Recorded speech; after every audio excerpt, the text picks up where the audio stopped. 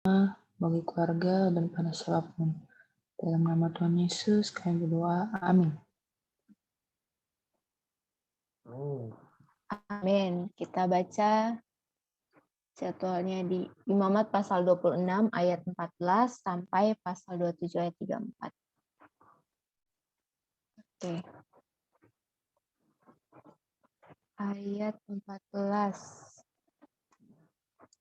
Tetapi jikalau kamu tidak mendengarkan daku dan tidak melakukan segala perintah itu, jikalau kamu menolak ketetapanku dan hatimu muak mendengar peraturanku, sehingga kamu tidak melakukan segala perintahku dan kamu mengingkari perjanjianku, maka aku pun akan berbuat begini kepadamu. Yakni aku akan mendatangkan kekejutan atasmu, batuk kering serta demam yang membuat mata rusak dan jiwa merana. Kamu akan sia-sia menabur benihmu, karena hasilnya akan habis dimakan musuhmu. Aku sendiri akan menentang kamu sehingga kamu akan dikalahkan oleh musuhmu, dan mereka yang membenci kamu akan menguasai kamu. Dan kamu akan lari, sungguh pun tidak ada orang mengejar kamu. Dan jikalau kamu dalam keadaan yang demikian pun tidak mendengarkan daku, maka aku akan lebih keras mengajar kamu sampai 7 kali lipat karena dosamu. Dan aku akan mematahkan kekuasaanmu yang kau banggakan dan akan membuat langit di atasmu sebagai besi dan tanahmu sebagai tembaga. Maka tenagamu akan habis dengan sia-sia, tanahmu tidak akan memberi hasilnya, dan pohon-pohonan di tanah itu tidak akan memberi buahnya. Jikalau hidupmu tetap bertentangan dengan daku dan kamu tidak mau mendengarkan daku, maka aku akan makin menambah hukuman atasmu sampai 7 kali lipat setimpal dengan dosamu. Aku akan melepaskan kepadamu binatang liar yang akan memunahkan anak-anakmu dan yang akan melenyapkan ternakmu serta membuat kamu menjadi sedikit sehingga jalan-jalanmu menjadi sunyi. Amin. Ayat 23, jikalau kamu dalam keadaan yang demikian pun tak mampu ajar dan hidupmu tetap bertentangan dengan daku, maka aku pun akan bertindak melawan kamu dan aku sendiri akan menghukum kamu 7 kali lipat karena dosamu. Dan aku akan mendatangkan ke atasmu suatu pedang yang akan melakukan pembalasan oleh karena perjanjian itu. Bila kamu berkumpul kelak di kota-kotamu, maka aku akan melepas penyakit sampar ke tengah-tengahmu dan kamu akan diserahkan ke dalam tangan musuh. Ayat 26, jika aku memusnahkan persediaan makananmu, maka 10 perempuan akan membakar roti di dalam satu pembakaran. Mereka akan mengembalikan rotimu menurut timbangan tertentu, dan kamu akan makan, tetapi tidak menjadi kenyang. Dan jikalau kamu dalam keadaan yang demikian pun tidak mendengarkan daku, dan hidupmu tetap bertentangan dengan daku, maka aku pun akan bertindak keras melawan kamu, dan aku sendiri akan mengajar kamu 7 kali lipat karena dosamu.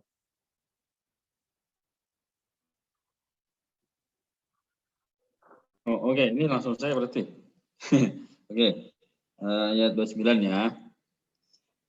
Sambat, dan kamu akan memakan daging anak-anakmu laki dan anak-anakmu perempuan, dan bukit-bukit pengorbananmu akan kupunahkan, dan segala pelupaanmu akan kulenyapkan.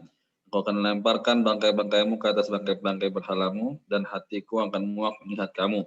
Kota-kotamu akan kubuat menjadi reruntuhan, dan tempat-tempat kudusmu akan kurusakan, dan aku tidak mau lagi menghirup bau persembahanmu yang menyenangkan.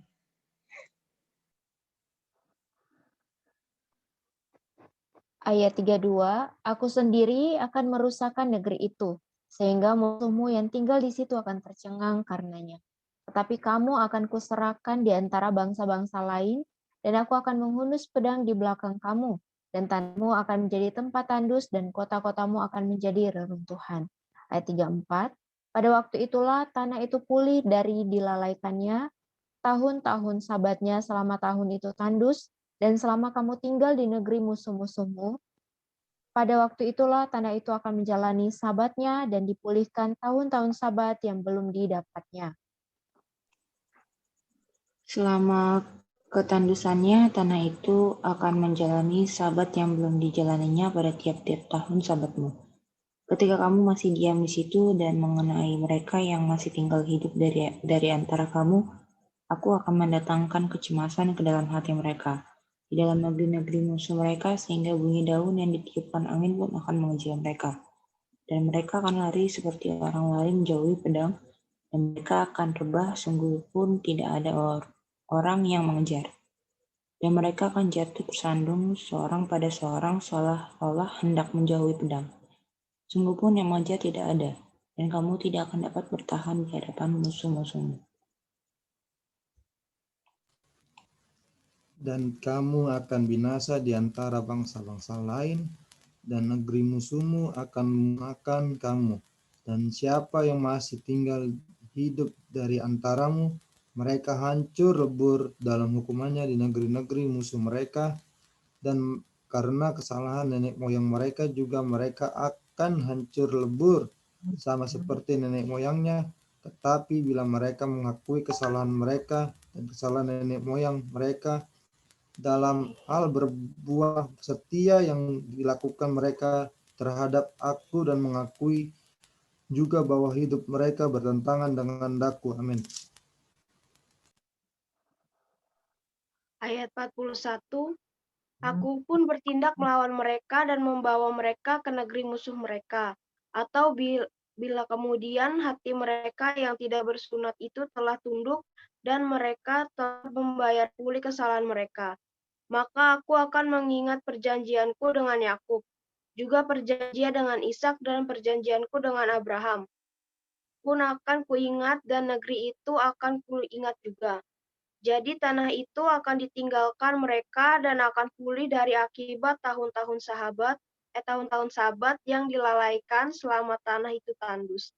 Oleh karena tinggalkan mereka dan mereka akan membayar pulih kesalahan mereka. Tak kata lain dan tak bukan karena mereka menolak peraturanku dan hati mereka muak mendengarkan ketetapanku. Ayat 44. Namun demikian apabila mereka ada di negeri musuh mereka, aku tidak akan menolak mereka, tidak akan muak melihat mereka, sehingga aku membinasakan mereka dan membatalkan perjanjianku dengan mereka, sebab akulah Tuhan Allah mereka. Untuk keselamatan mereka, aku akan mengingat perjanjian dengan orang-orang dahulu yang kubawa keluar dari tanah Mesir di depan mata bangsa-bangsa lain, supaya aku menjadi Allah mereka. Akulah Tuhan. Itulah ketetapan-ketetapan dan peraturan-peraturan serta hukum-hukum yang diberikan Tuhan, berlaku di antara Dia dengan orang Israel di Gunung Sinai dengan perantara Musa.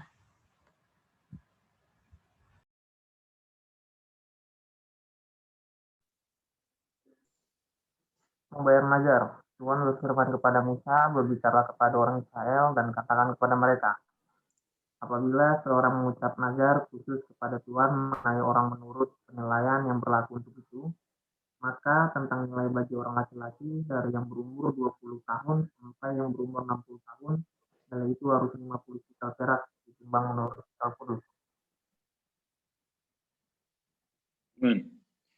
Ini ayat 4 ya. Tapi jikalau itu seorang perempuan, maka nilai harus 30 sikal. Jikalau itu mengenai seorang dari yang berumur 5 tahun sampai yang berumur 20 tahun, maka bagi laki-laki nilai itu harus 20 sikal dan bagi perempuan 10 sikal. Jikalau itu mengenai seorang dari yang berumur 1 bulan sampai yang berumur 5 tahun, maka bagi laki-laki nilai itu harus 5 sikal perak dan bagi perempuan yang 3 sikal perak. Giovanni tidak ada.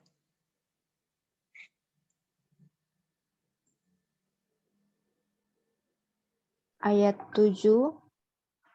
Kalau itu mengenai seorang yang berumur 60 tahun atau lebih, jikalau itu mengenai laki-laki, maka nilai itu harus 15 sikal dan bagi perempuan 10 sikal. Tetapi jikalau orang itu terlalu miskin untuk membayar nilai itu, maka haruslah dihadapkannya orang yang dinazarkannya itu kepada imam, dan imam harus menilainya sesuai dengan kemampuan orang yang bernazar itu. Imam harus menentukan nilainya. Ayat 9, jikalau itu termasuk hewan yang boleh dipersembahkan sebagai persembahan kepada Tuhan, maka apapun daripada hewan itu yang dipersembahkan orang itu kepada Tuhan haruslah kudus. Janganlah ia menggantinya dan janganlah ia menukarnya, yang baik dengan yang buruk atau yang buruk dengan yang baik. Tapi jikalau ia menukar juga seekor hewan dengan seekor hewan lain, maka baik hewan itu maupun tukarnya haruslah kudus. Jikalau itu barang seekor dari antara hewan haram yang tidak boleh dipersembahkan sebagai persembahan Tuhan, maka hewan itu harus dihadapkannya kepada imam, dan imam harus menetapkan nilainya menurut baik atau buruknya. Dan seperti penilaian imam, demikianlah jadinya.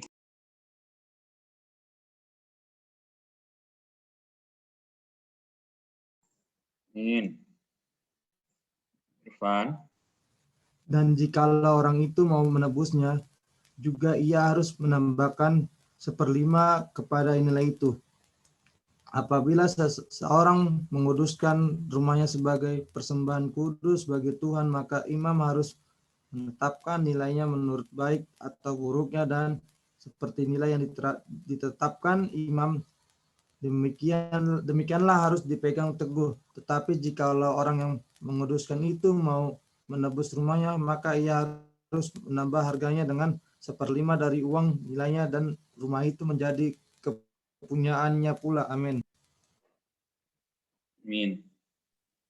Ayat 16, jikalau seorang menguduskan sebagian dari ladang miliknya bagi Tuhan, maka nilainya harus sesuai dengan taburannya, yakni sehomer taburan benih jelai berharga 50 shikal perak. Jikalau ia menguduskan ladangnya mulai dari tahun Yobel, maka nilainya haruslah dipegang teguh. Tetapi jikalau ia menguduskan ladangnya sesudah tahun Yobel, maka imam harus menghitung harganya bagi orang itu sesuai dengan tahun-tahun yang masih tinggal sampai kepada tahun Yobel, dan harga itu harus dikurangkan dari nilainya. Ayat 19, dan jikalau orang yang menguduskannya benar-benar mau menebus ladang itu, maka ia harus menambah harganya dengan 1/5 dari uang nilainya, dan ladang itu tetap dimilikinya. Tetapi jikalau ia tidak menebus ladang itu, malahan ladang itu telah dijualnya kepada orang lain, maka tidak dapat ditebus lagi. Tetapi pada waktu bebas dalam tahun Yobel, ladang itu haruslah kudus bagi Tuhan, sama seperti ladang yang dikhususkan bagi Tuhan. Imamlah yang harus memilikinya. Amin. Ayat 22. Dan jikalau ia menguduskan bagi Tuhan ladang yang telah dibelinya dan yang tidak termasuk ladang miliknya dahulu, maka imam harus menghitung baginya harga nilainya sampai kepada tahun Yobel, dan orang itu haruslah mempersembahkan nilai itu pada hari itu juga sebagai persembahan kudus bagi Tuhan. Dalam tahun Yobel, ladang itu harus dipulangkan kepada orang yang menjualnya kepadanya, yakni kepada orang yang mula-mula memiliki tanah itu.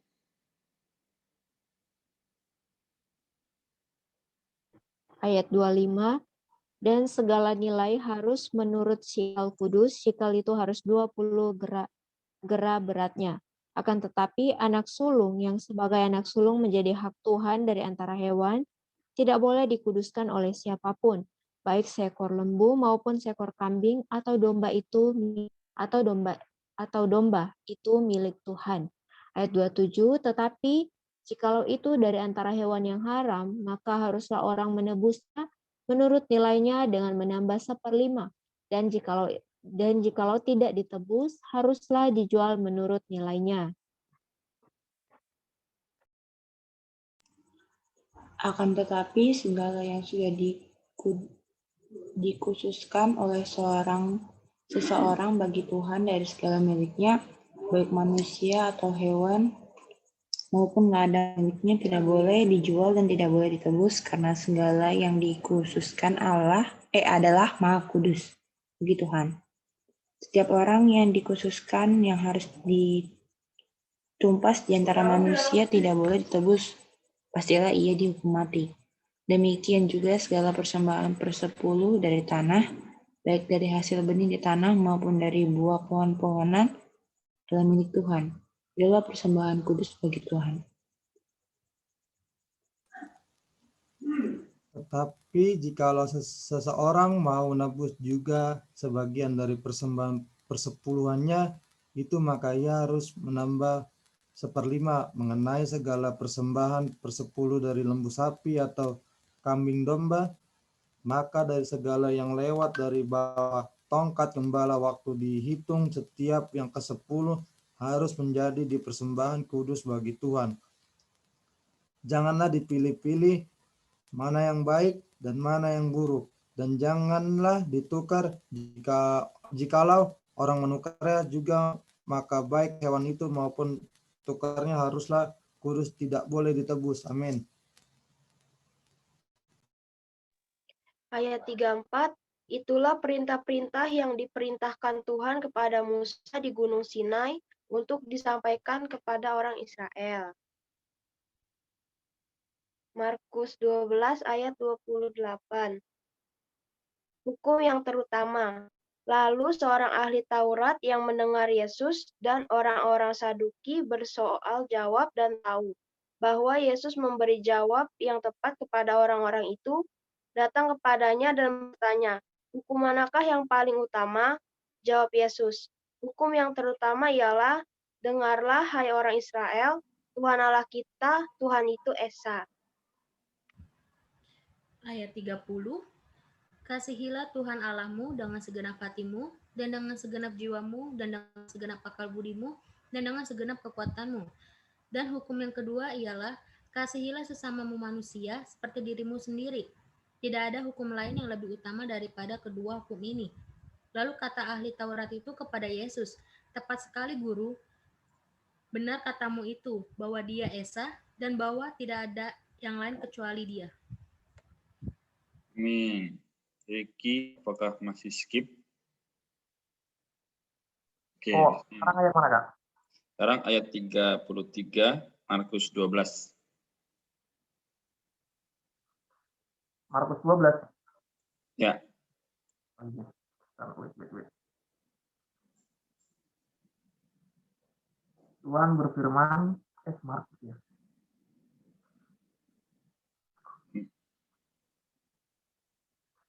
Ayat 33. Memang Lanjut dulu, Kak, lanjut dulu. Oh, oke.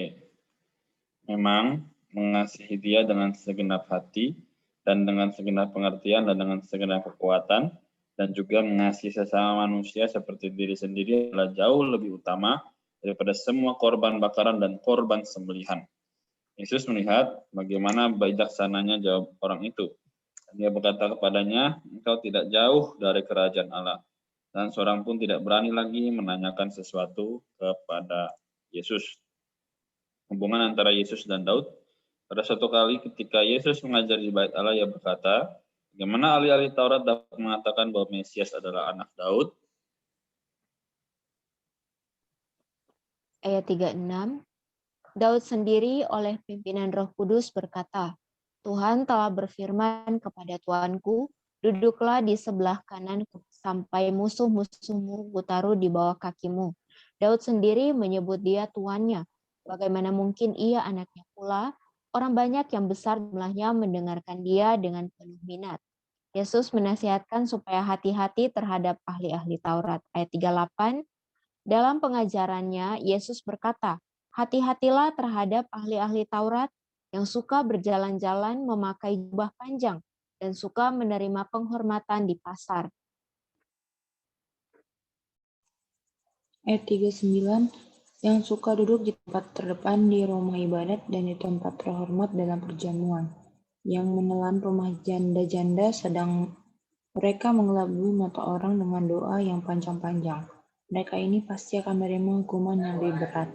Persembahan seorang janda miskin.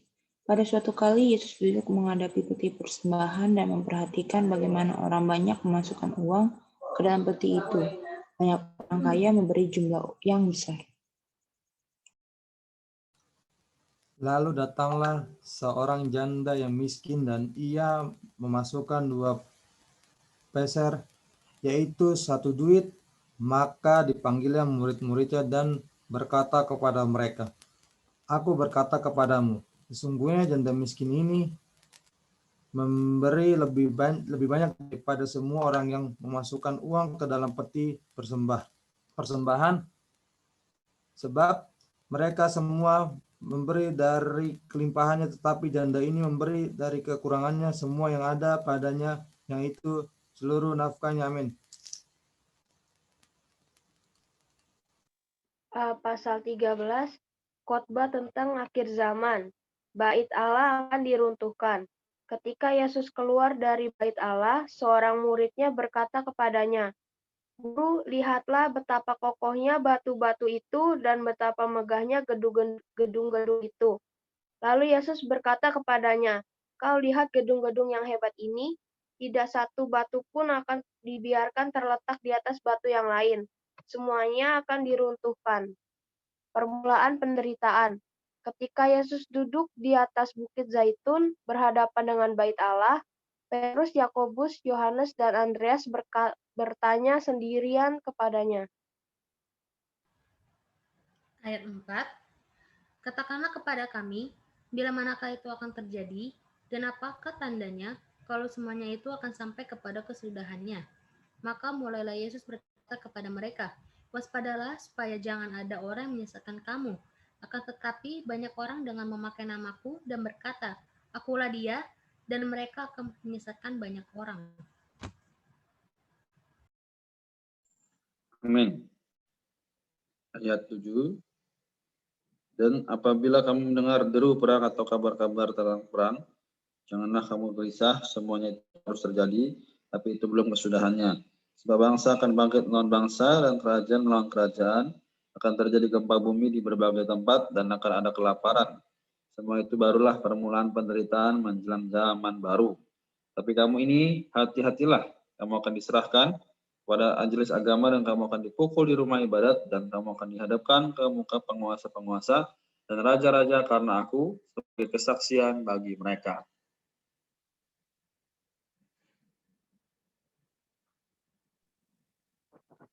Ricky udah bisa? Oke. Kamu akan dibenci semua orang oleh karena namaku, tetapi orang yang bertahan sampai pada kesudahannya, ia akan selamat. Amin. Ayat 10. Mau cepat habis ini, Kak? Oh, dari 10 ya? Iya, ayat 10. Tetapi Injil harus diberitakan dahulu kepada semua bangsa, dan jika kamu digiring dan diserahkan, janganlah kamu khawatir akan apa yang harus kamu katakan, tetapi katakanlah apa yang dikaruniakan kepadamu pada saat itu juga, sebab bukan kamu yang berkata-kata, melainkan Roh Kudus. Seorang saudara akan menyerahkan saudaranya untuk dibunuh. Demikian juga seorang ayah terhadap anaknya, dan anak-anak akan memberontak terhadap orang tuanya dan akan membunuh mereka. Ayat 13, kamu akan dibenci semua orang oleh karena namaku, tapi orang yang bertahan sampai pada kesudahannya, ia akan selamat. Amin. Amin. Haleluya. Oke, supaya menghemat waktu langsung saja, apakah ada yang mau sharing atau tanya?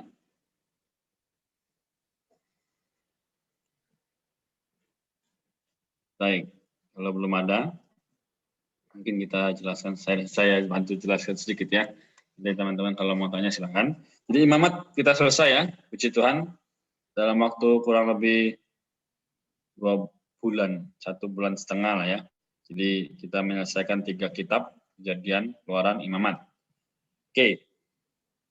Jadi Imamat 26, 27 ini berbicara bagaimana mengenai ketetapan-ketetapan ya dari kutub ya sampai kepada membayar nazar ya. Jadi apa inti dari pembicaraan Imamat ini? Intinya adalah satu ayat mas, yaitu di dalam Imamat nanti pasal yang ke-6 ya. Jadi ke-27 ayat pasal ini intinya ada di pasal yang ke-6.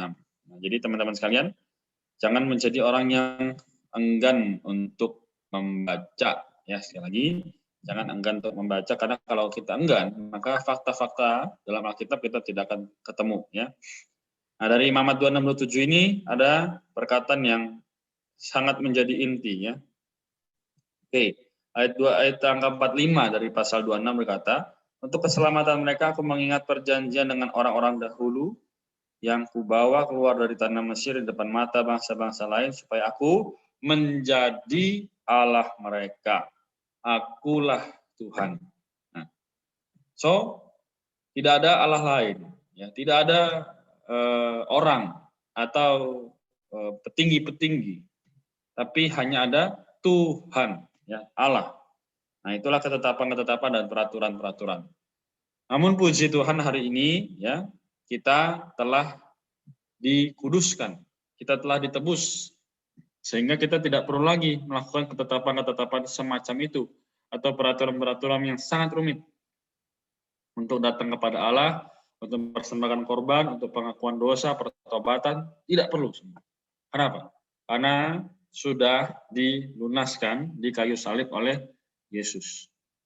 Hari ini tadi Markus 12, ya. Jadi Markus 12 ayat yang ke-30, kasihilah Tuhan Allahmu dengan segenap hatimu dan dengan segenap jiwamu dan dengan segenap akal budimu dan dengan segenap kekuatan. Berarti apa? Kalau sudah segenapnya bagi Tuhan, tidak ada lagi untuk kita. Ya. Kita hanya mengerjakan apa yang bisa kita kerjakan. Kuliah, ya kuliah baik-baik. Untuk apa? Segenapnya untuk Tuhan. Kita hidup menjadi orang muda hari ini apa? Seumur hidup kita bagi orang muda, bagi Tuhan. Tidak ada lagi untuk kepentingan diri sendiri. Ya. Jadi hukum yang terutama adalah apa? Apa? Akulah Tuhan Allahmu, tiada ada Allah lain kecuali aku. Iya, jadi hukumnya adalah dialah Tuhan. Kita perlu mengasihi Dia. Mengasihi. Caranya gimana kalau kita sulit mengasihi Tuhan? Kita perlu tiap hari berkata, Tuhan, aku mengasihimu. Oh Tuhan, aku mengasihimu. Ya, sampai kita terasa manis. Ya. Seperti kita berkata kepada, ya kalau saya sudah punya calon, ya saya berkata kepada calon saya, hai sayang, aku mengasihimu. Ya. Hai kekasihku, aku mengasihimu. Ya. Nah kalau kalian kan, ya saya nggak tahu, ya. Mungkin ada yang udah, ada yang belum, ya.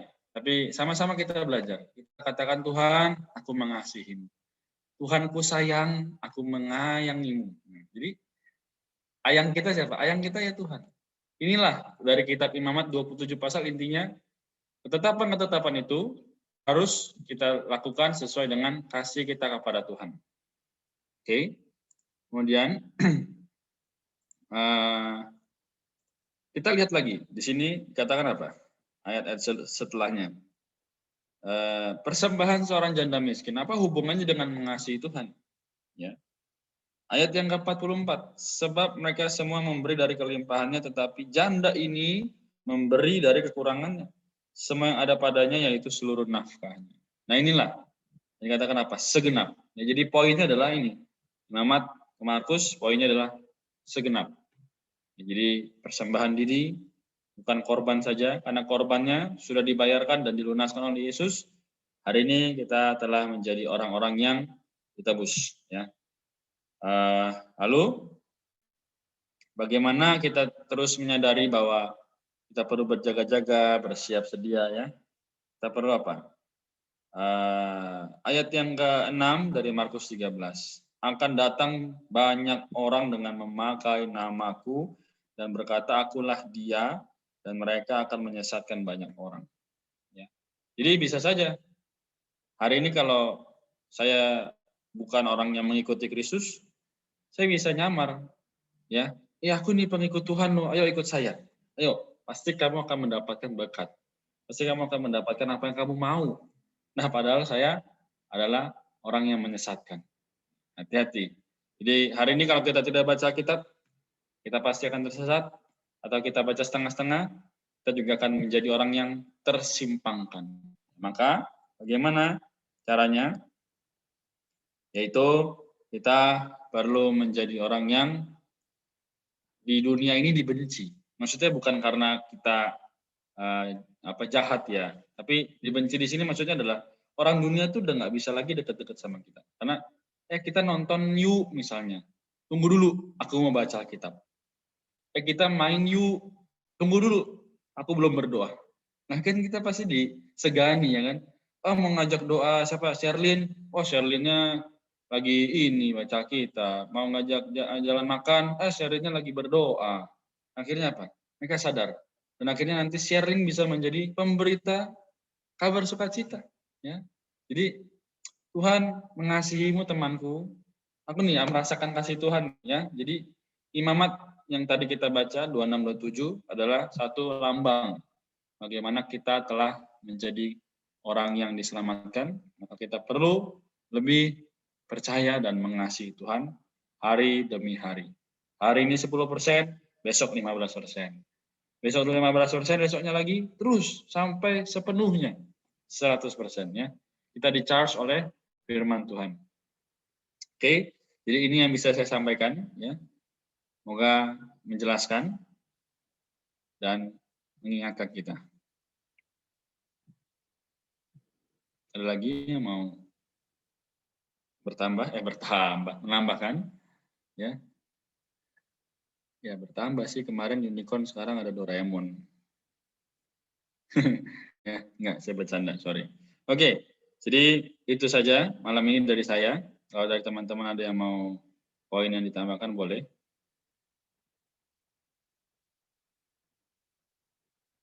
Belum? Aduh Kak, aku kayaknya ada deh. Tadi ada yang mau ngomongkan sedikit. Sebentar.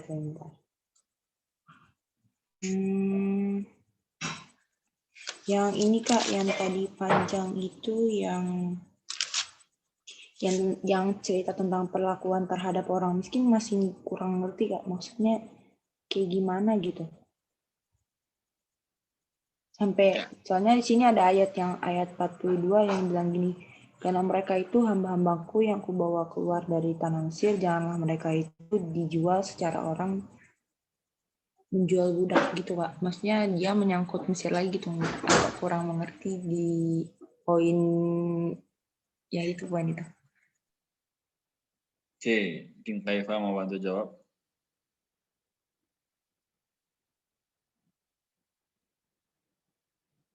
Yang mana ya? Enggak, kayak ini. Yang di Imat 25 yang pasal 35 Kak. 35 sampai Imamat 25 ayat 35 sampai 55 itu yang perlakuan terhadap orang miskin. Yaitu aku kurang ngerti poinnya karena kan di situ dia kayak kayak semacam kayak bertele-tele gitu Kak. Jadi kayak membingungkan sedikit. Oh, kalau di ayat 39 kan di sini bilang, apabila saudaramu jatuh miskin di antaramu sehingga menyerahkan dirinya kepadamu, maka janganlah memperbudak dia, begitu ya. Ayat 40, sebagai orang upahan dan sebagai pendatang ia harus tinggal di antaramu sampai kepada tahun Yobel, ia harus bekerja padamu. Terus habis itu yang di sini ayat 42, karena mereka itu hamba-hambaku yang kubawa keluar dari tanah Mesir, janganlah mereka itu dijual secara orang menjual budak, itu ya. Itu. Jadi maksudnya nggak paham itu maksudnya mereka ini budak, tetapi jangan memperlakukan mereka seperti budak karena Allah mengeluarkan mereka gitu. Atau gimana? Ya, aku bingung maksudnya itu cuma perumpamaan atau ada sekilas perintah atau apa gitu. Soalnya kan dia panjang Kak, dari ayat 35 sampai 55 dan isinya kayak gitu, maksudnya pokok isinya sama semuanya gitu. Oke, jadi di sini kan kita lihat ayat 35 ini kan bahas apabila saudaramu jatuh miskin sehingga tidak sanggup bertahan di antaramu, maka engkau harus menyokong dia sebagai orang asing dan pendatang supaya ia dapat hidup di antaramu. Kalau di saudaramu di sini kan berarti mereka ini adalah orang Kristen, orang Israel dong. kalau dibahas ini saudaramu gitu kan. Tapi di sini tuh mereka itu jatuh miskin, tapi lebih spesial gitu kan. Dikatakan di sini kalau untuk memperlakukan orang miskin ini gitu yang sesama orang Israel, karena di pandangan Allah orang Israel itu kalau nanti kita lihat seterusnya di masa pemerintahan Daud gitu kan, bahkan seterusnya itu yang menjadi budak, yang menjadi ya budak, pekerja itu dan lain sebagainya itu orang-orang yang bukan Israel gitu. Kalau orang Israel itu lebih diistimewakan, tapi di sini dalam konteks itu mereka itu jatuh miskin kan, jatuh miskin. Jadi sehingga di sini tuh dia bilang mana ya, jadi poin yang ayat 42 ini Tuhan itu menegaskan lagi di sini, apabila saudaramu jatuh miskin di antaramu sehingga menyerahkan dirinya kepadamu, janganlah memperbudak dia. Yang pertama, jangan memperbudak dia. Sebagai orang upahan dan sebagai pendatang ia harus tinggal di antaramu sampai kepada tahun Yobel ia harus bekerja padamu gitu. Tetapi kalau misalkan budak-budak yang lain kan itu mereka lebih gimana ya? Budak-budak yang lain itu ya mereka diperlakukan benar-benar seperti budak gitu. Kalau yang ini tuh mereka budak, tetapi mereka itu masih dikatakan apa ya? Ini saudaramu gitu. Jadi tidak boleh sampai menekan mereka gitu. Jadi kayak misalnya kita nih, kita mempekerjakan sama sesamanya kita gitu kan. Keluarganya kita saja ya, keluarganya kita yang butuh pekerjaan. Pastinya kita kan memperlakukan dia itu dengan baik kan. Kita tidak mungkin memperlakukan dia dengan kasar. Mengapa demikian? Kalau di sini tuh ayat 42 itu Tuhan menegaskan, karena mereka itu hamba-hambaku yang kubawa keluar dari tanah Mesir. Janganlah mereka itu dijual secara orang menjual budak, karena di orang Israel itu kalau budak, nah ini yang tadi kita bilang, orang Israel kalau budak itu bisa diperjualbelikan gitu loh. Tetapi kalau yang di sini tuh ini karena saudaramu sendiri gitu. Ini adalah bagi orang Israel, cuman sayangnya dia itu jatuh miskin. Karena kalau kita baca sebelum-sebelumnya itu mereka untuk butuh makan dan lain sebagainya itu seperti barter gitu loh. Mereka jual ini, jual itu. Akhirnya habislah semua. Tapi spesialnya di sini Tuhan bilang kan tadi di mana ya? Di ayat 40, sebagai orang upahan dan sebagai pendatang ia harus tinggal di antaramu sampai kepada tahun Yobel ia harus bekerja padamu. Karena di tahun Yobel itu semua budak itu dibebaskan gitu. Mau dia orang Israel ataupun bukan orang Israel dibebaskan. Cuman yang paling ditekankan di sini itu perbedaan antara budak yang karena orang Israel sendiri sama yang bukan orang Israel. Kalau orang Israel sendiri yang sudah menjadi, karena dia jatuh miskin, kemudian dia meminta pekerjaan kepada sesama orang Israel ini, ya ini dia tidak boleh dijual. Karena dia ini adalah milik Tuhan, dia adalah hamba Tuhan, di mana Tuhan itu mengeluarkan mereka itu dari Mesir gitu, sama-sama dengan kamu loh orang Israel. Jadi jangan menjual dia. Kalau budak yang lain yang bukan orang Israel itu setelah dia bebas ataupun dia belum bebas gitu, ya bisa diperjualbelikan kayak gitu sih. Oke Kak, makasih. Sangat jelas. Oke. Baik ya. Jadi kita terus berusaha untuk meneladani Kristus, yang kita hidup oleh Kristus, maka kita tidak akan menjadi orang yang bimbang di dalam kehidupan ini. Amin ya. Oke, jadi kita sampai di sini. Kalau tidak ada lagi, kita ada perwakilan doa ya.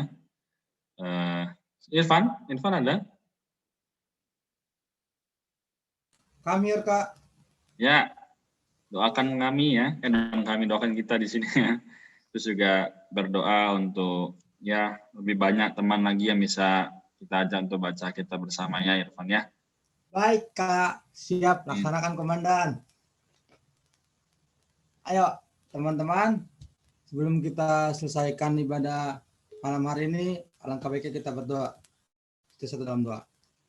Terima kasih Bapak, panjatkan kami bersyukur yang Engkau ya Bapak, Engkau yang Maha Kuasa, Engkau yang Maha Baik ya Bapak. Bapak, kami sudah mendengarkan firman-Mu yang dibawakan oleh Kak Renat ya Bapak.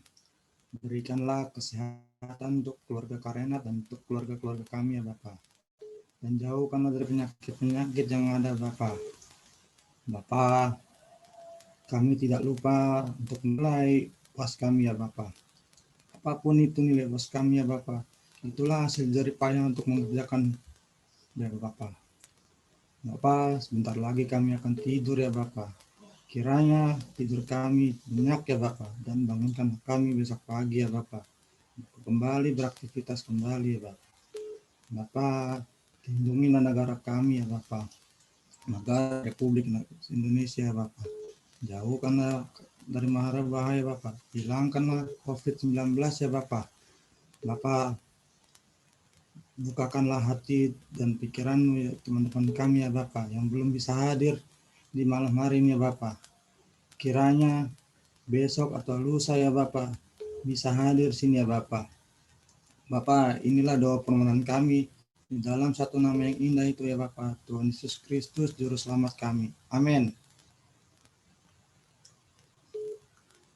Oke, thank you Irfan, doa yang sangat baik ya. Kita foto, yang bisa kamera tidak apa yang tidak bisa.